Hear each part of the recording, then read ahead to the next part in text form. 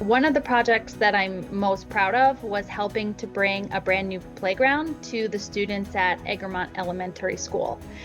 As the PTO treasurer, I worked with our board to raise $35,000, which was then matched by the city of Pittsfield. And we coordinated with the city parks department, the playground company, and community volunteers. And me and my husband and my kids were even there helping to assemble the actual playground. And it was a huge community effort that is bringing lasting value to the school. This playground is something that's going to serve generations of students.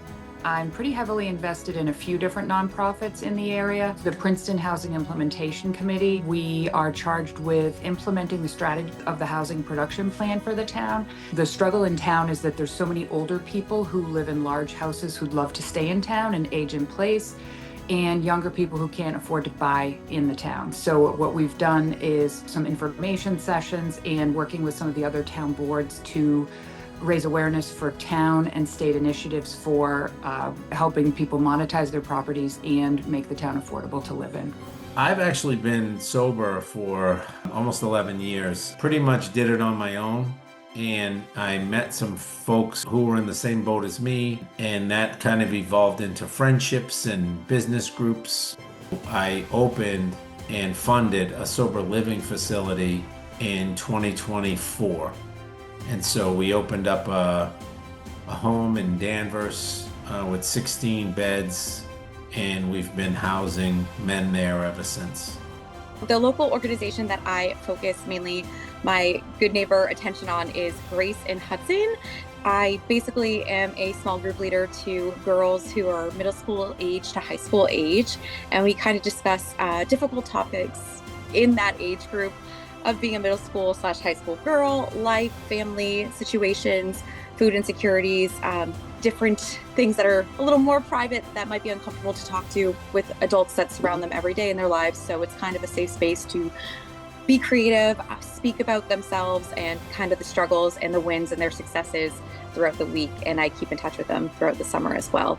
I'm involved with the North Central Massachusetts Chamber of Commerce, as well as collaboration with the United Way Central Massachusetts, and obviously work with the local Realtor Board. For the North Central Association of Realtors, this is the 8th year actually of a Realtor Summit. So we do it in collaboration, and we have some big name speakers come.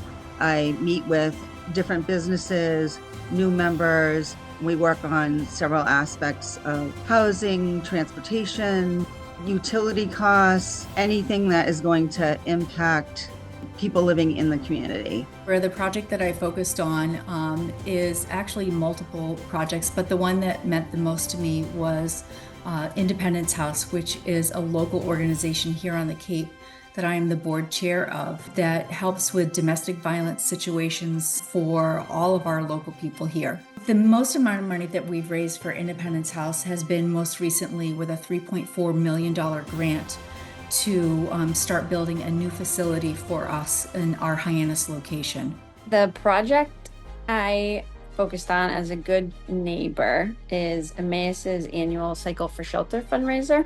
And I went to the event and I was so inspired at the event and the work that Emmaus does. I've participated in it every year since. The money raised through Cycle for Shelter helped Emmaus serve 1,929 people last year, over 500 of whom were children, and 91 cents of every dollar goes directly to program services. So over the past 37 years, Cycle for Shelter has actually raised more than $2.4 million for Emmaus. Why are realtors good neighbors? We do a lot more behind the scenes than people expect, oftentimes with no expectation of glory or anything, but just we do what it takes to get things done behind the scenes. One of our goals is to build businesses, thus building communities. And that is the biggest impact, to have everyone in the region be successful and make it just a better place for everyone to live. We find safe, stable homes for people. We fulfill their dreams of home ownership. You know, we really go through the journey with our clients and learning more and more each time. We want to help people.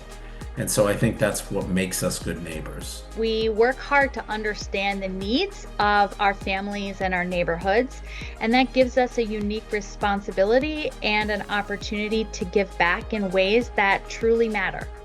We're in the relationship business, and you have to be a real person to be a realtor, in my opinion. And I think a lot of that is giving back abundantly where you can.